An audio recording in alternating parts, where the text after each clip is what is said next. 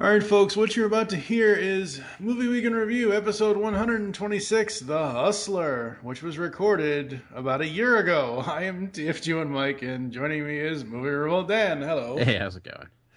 So we recorded this about a year ago, back in 2015. I think it was January or February 2015, and We're so much younger then. yeah, I know, right? It's like, oh God, just ugh. And by the time the episode actually goes up, it'll probably be after my 36th birthday. So yeah, I'm so much older. Oh my God. But yeah, so this was recorded a year ago. Since then, some good and bad things have happened. You had the birth of your first child. I'll mark that in the good category. Yeah, and sadly, my mom passed away last year. So that's obviously in the bad category. But yeah, I meant to get this out and we couldn't find... at the time, I think M-Wire was still on episode 119 or 120 or something like. I don't even know. It might have even been on 118 back then. I don't even know. I just couldn't find the time to get the numbers up to where we had this and where we had last week's Beverly Hills Cop franchise episode. So here it is. You're finally going to get to hear it. You know, this happened a year ago, but here's our review of The Hustler.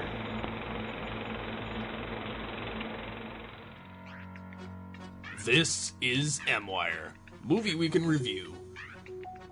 M-Wire is brought to you by Audible.com.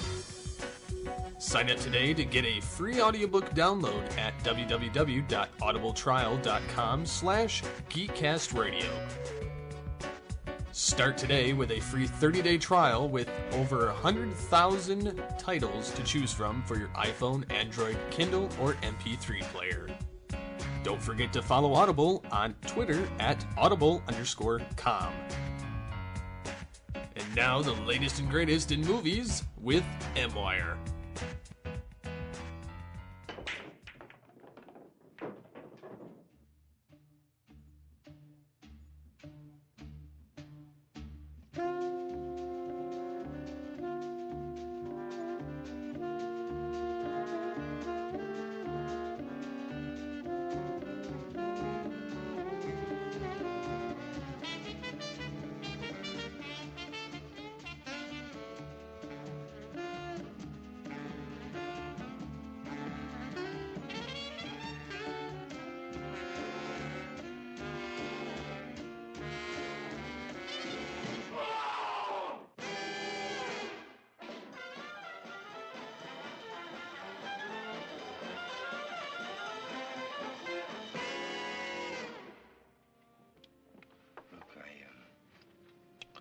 I could always buy a bottle. Fifth of scotch. What do you want me to do? Just step out in the alley? Is that it? Big John, do you think this boy is a hustler? Sausage, rack 'em up.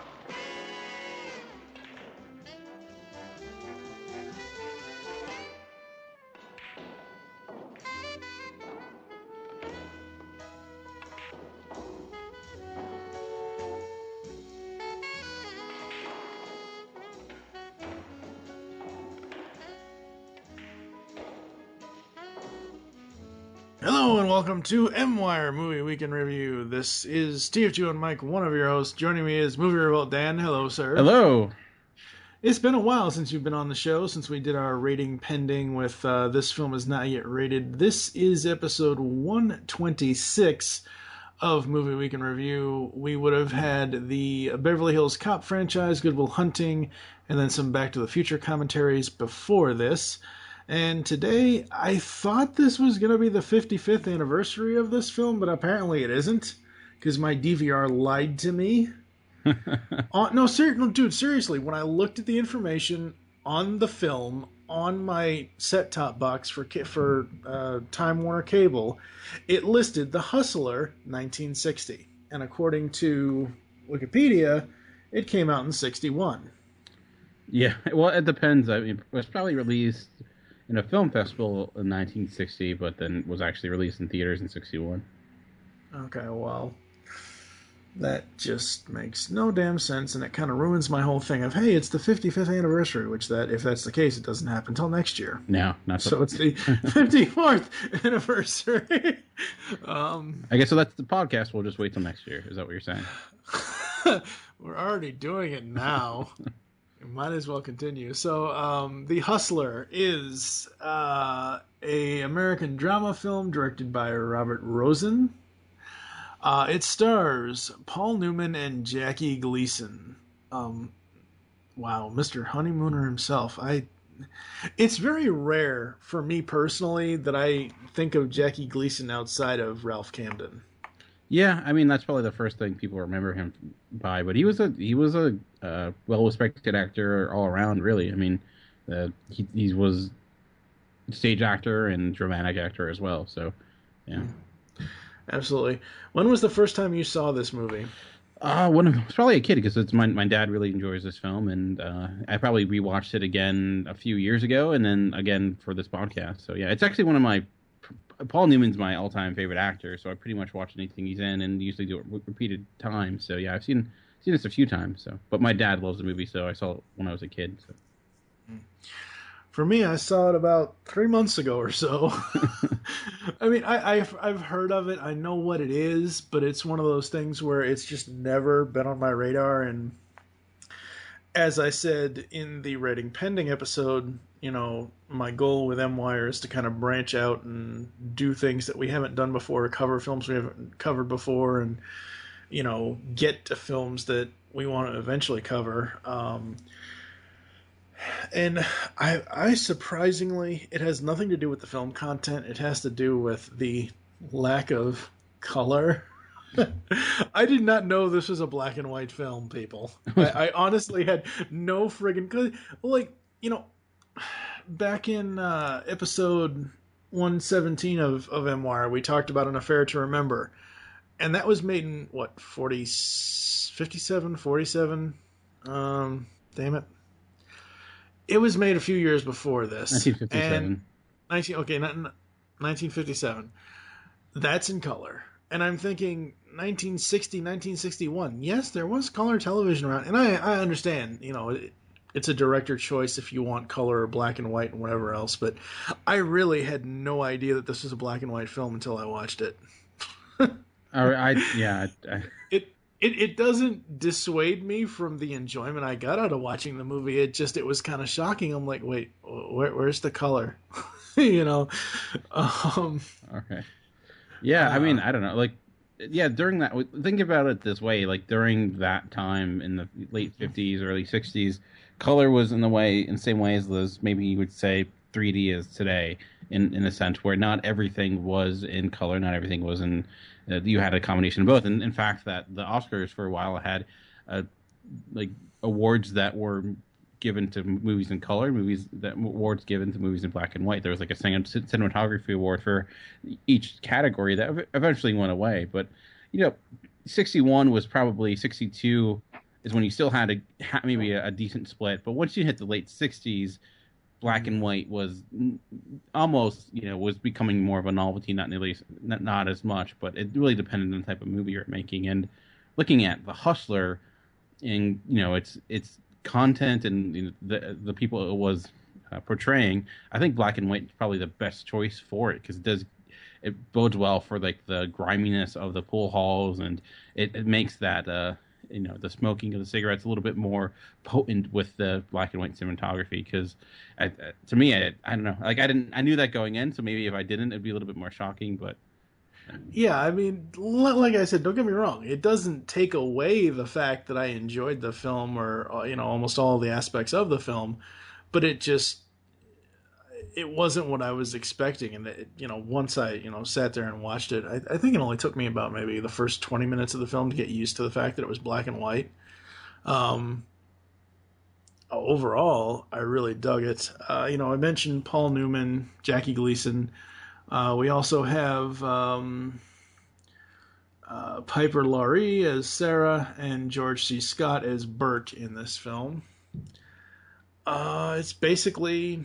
You want to outline the plot for everybody? Yeah, for anyone that hasn't seen the movie. Yeah, sure. Well, I mean, the basic premise of it is you have Fast Eddie Felson, which is played by Paul Newman, and he is, as the title states, he's a pool hustler, but he's a hustler that's kind of looking for more, and his main goal is to be notorious pool hall and billiards champion Fats Malone, or sorry, Minnesota Fats, played by Jackie Gleason. So his desire is to beat him, and then the movie begins with him facing off against Minnesota Fats in a 24 or 36 hour marathon match.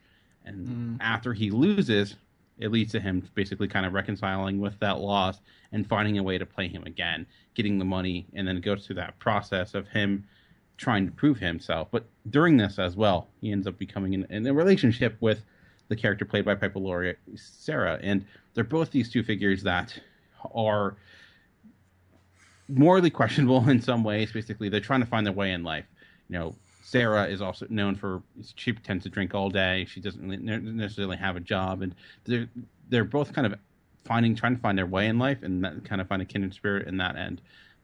And the character played by George C. Scott comes along, Burt Gordon, providing Paul Newman an opportunity again to finally face off against Fat Malone, but kind of gives him an ultimatum in some ways where he has to work for George C. Scott and give up what he's grown to love in Sarah, and it gets to that process basically of Paul Newman chasing that also intoxicating aspect of greatness and trying to find it. So it's really a character study on that character and just his desire to find some sort of place among the pool hall elite, really. And like he mentions in the film, it's necessarily even about being great at pool, just being great in general, and something he happens to be really good at.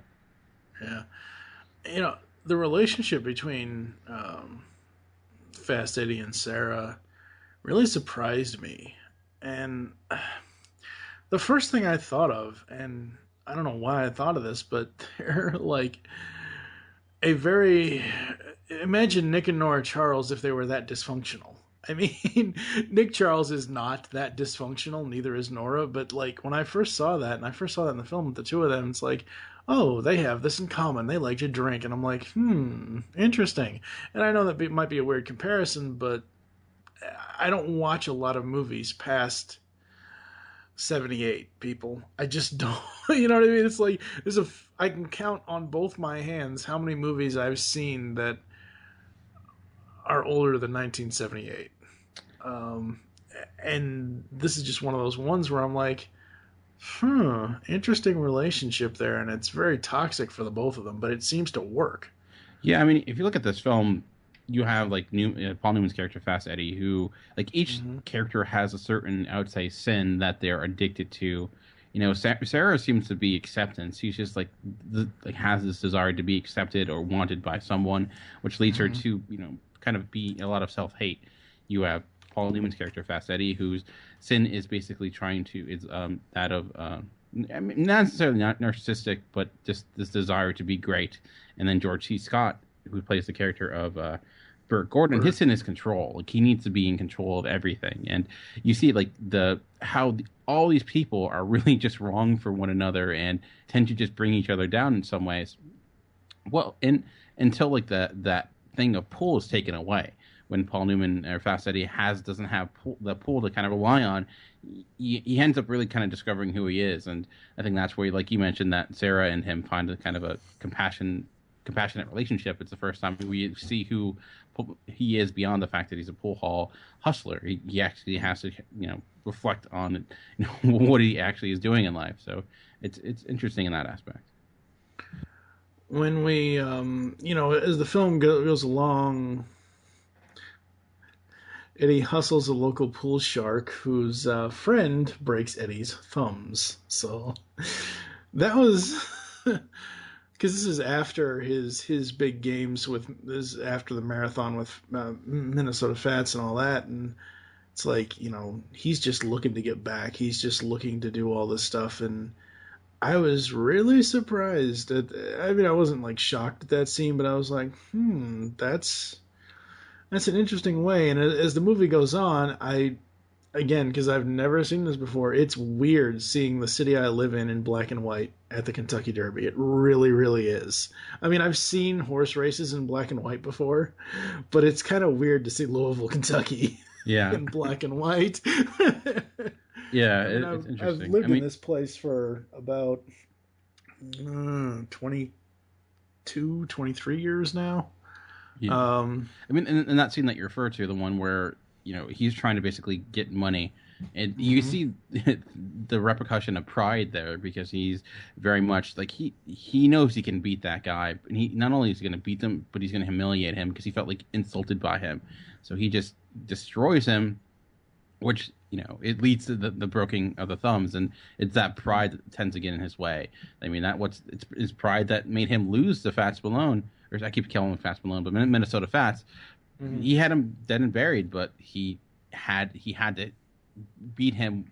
He had to hear Minnesota Fats say it. Like he couldn't do it. Like it didn't matter that he was up or he was winning. He needed that recognition. So that's a good scene to go to, because it just seems you just see the price that he has to pay because of his own arrogance. Yeah, and we get to...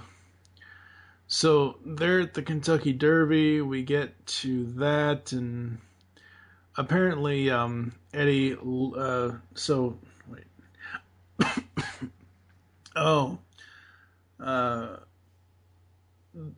during this scene, Eddie gets to a game which turns out to be car room billiards, not pool.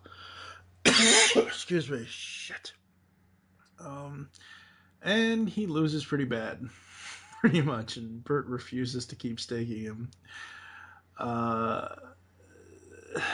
This is the scene where I just kind of fell off the map on this movie, because because this is the scene where Sarah, off screen, there's basically a humiliating sexual encounter, which again was not expecting, especially what happens after that when she scrawls the things in lipstick. I was like, whoa, this movie took a dark turn. Well, I think it was leading to that moment. Like, I think, you saw her. I mean, when she comes on screen, when her character introduced, she's very, a very wrecked person. And before we even get into Kentucky, we get to see, like, a moment of happiness between them, where they actually seem to actually be getting into, a normal life in some ways. But it's that opportunity for greatness that gets in the way. And getting up to that scene that you're mentioning, where Fast Eddie is giving him a choice, like he can go with Sarah, like he has that opportunity, he can go with her, or he chooses to ignore her in a way and kind of push her aside in order to prove how great he is. And I think that scene, Sarah, so the one thing Sarah had, for the first time in her life, possibly, she had a moment of respect for herself. She felt like she actually had some sort of life that she could actually live and feel good about. And then she realized that it was all for naught. And I think that, in a way, broke her. And then you can get to the moment where, to add insult to injury, where that encounter that occurs where, she feels cheapened, and she's like, this is what the world sees of me, which leads to her describe those words on the board, which I think it's like, perverts. I forget the exact slut. Maybe. Perverted, twisted, and crippled. Yeah, which was pretty much describes her character, which leads to that. So, I think that, I don't know. You said it lost you there, so I'm curious. What about that? Well, I know that these two characters are very dark and they're very dysfunctional, and Sarah is very dysfunctional herself. But it just after the game where he pretty much says, I want to play this game instead of going with Sarah, when he makes his choice, and then we see her reaction to his choice, and I'm like, okay, that, I don't know. It just, I wasn't expecting that dark of a turn for this movie. I know this movie is dark and gritty and all that. I know it's not an upbeat movie at all. But I don't know. I just wasn't I don't expect some things of this era to go that dark. Well, yeah, I mean, you should have watched more movies before the 70s. You'll see they can get pretty dark. But I guess kind of respond to that. Like that moment in her reaction wasn't just about that moment, but it was the realization that everything she had is now gone, because now that Fast Eddie has pullback, that's what matters, and she doesn't. So it wasn't just her reacting to the way I saw it. It wasn't just her reacting to the fact that he's giving up going back to the hotel with her to play pool. Is that he was giving up her all in general to chase this dream or chase this desire that he had. So I mean, that's kind of what you had to do back in the 60s, where it explained things. I mean, I watch some Hitchcock films too, that they're often filled with suicide or suicide attempts. It wasn't that uncommon, I would say, for this time in this period to see characters that were dark and twisted in this way, or broken in this manner. So right, I mean, it is a little shocking. I don't disagree. It does go from 0 to 100 rather quickly, but I felt like, considering what was at stake there, that it made sense for the character to make that choice, because like I said, she was broken to begin with, and that was more of the final nail in the coffin, I would say. Yeah. And as the movie ends, obviously Eddie returns to challenge Fats again and pretty much beats him so badly he's got to quit. Which I think what's interesting about that scene too is how anticlimactic it is. Like, this is the moment he was been chasing, and it kind of just happens. It's like, it's not a big thing, but it's everything he was hoping for, and it didn't really have the impact he was hoping for, or he was desiring. And then that's where you get that that showdown between Newman and George C. Scott over payment and what it means, and it's those two characters full of pride going off against one another. So absolutely. I mean, overall, I enjoyed the movie. It's not something I could watch again. I enjoy it, but I don't know what it is about it. It's too depressing for me to watch again. Yeah, I mean, it's not a movie you're like, I want to have a good night, but so I'm gonna watch. Yeah. Yeah. I mean, it is pretty. It's, you're not gonna feel great about life afterwards, but I guess the way I look at movies, it's if sometimes that's a good thing, though, right? I mean, when it's like a movie can have that sort of impact in more of an emotional way than more of an entertainment way, that means to me that it's effective. I mean, look at something like Schindler's List, right? Like, I like that movie, but it's not a movie I'm going to rewatch over and over again, because just would hate life after that. But I think I think it's every so often, like I said, like I watched it maybe last time a few years ago, but I think it still holds up, because you kind of pick up things here and there that you may have not have noticed firsthand. Yeah, oh, absolutely. And the cast in this it's so interesting seeing Gleason outside of the Honeymooners. It really is. Yeah, he's fantastic in this. Like, he doesn't say much. He just has that kind of presence to him, and yep. Interesting enough, like, him and Newman do a lot of the pull themselves. Like, they do have stand-ins here and there for some of the trickier shots, but a lot of the pull is done by them. So absolutely. I guess have you seen the sequel to The Hustler, the Color of Money, that was made by Scorsese like in the 80s? That one's in color, so you might like. Funny, nice. That's the Tom Cruise movie, right? Yes. Okay, because I was either thinking it was either that or Risky Business. No, that's one we'll have to get to. I mean, story-wise, it doesn't have much in common, but it's just the fact that Fast Eddie is in that with Newman and which is interesting, because I think that was the movie that Newman won his first Oscar for, if I'm not mistaken, which was kind of crazy. But there are some other, you mentioned the cast. There are some other interesting casts. Like, I don't know if you saw the movie Raging Bull, but the guy that's after Jake LaMotta is actually in this movie. He plays a bartender in the early on in the film, and it's interesting enough. There's a movie then made of him not too after this. So this was, I think, coming out when he was still in the world of boxing. But yeah, he plays one of the early bartenders. And what's also kind of cool is that I know way back when we did the James Bond films, each of those films had a pre-credit sequence, and this is another film that has a pre-credit sequence, and which was really new for the time. So it's a really good one too. I think it gives you it can almost work as a short film all by itself, and it's really well done. Yeah, I almost wish we would have done The Hustler and The Color of Money as a back-to-back double feature now, because you're right, it pretty much is a sequel, sort of. I mean, at least in the beginning, because it brings up Fast Eddie again with Newman, and it, yeah, we'll have to cover that at some point. Yeah, I don't think it's nearly as strong a movie. No.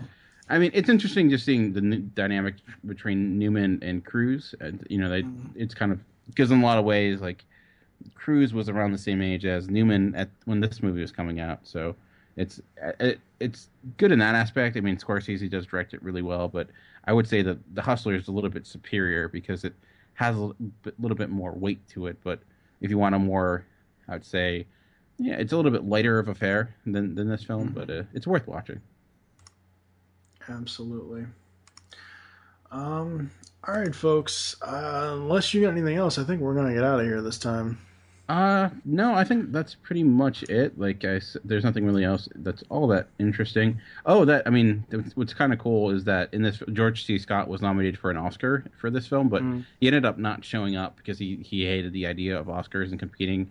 But then when he ended up not winning it, there's like a really negative reaction. So he has like kind of an issue with the Oscars. Then in 1970, when he won for Patton, he ended up not accepting the award. So this kind of started his issue with the Oscars early on. And we mentioned Sarah, who was played by Piper Laurie. This was like her last role for like 15 or 20 years or so, and then she kind of left to work with her family and then came back. So I think she's decent in this film. I do think if she is a little over, it's kind of the time her acting. It's very, stage acting. It's till 11 at times. So especially when she's getting really emotional to the extreme. But I think in the when she's a little bit the quieter moments, especially her final scene, I think is probably her best.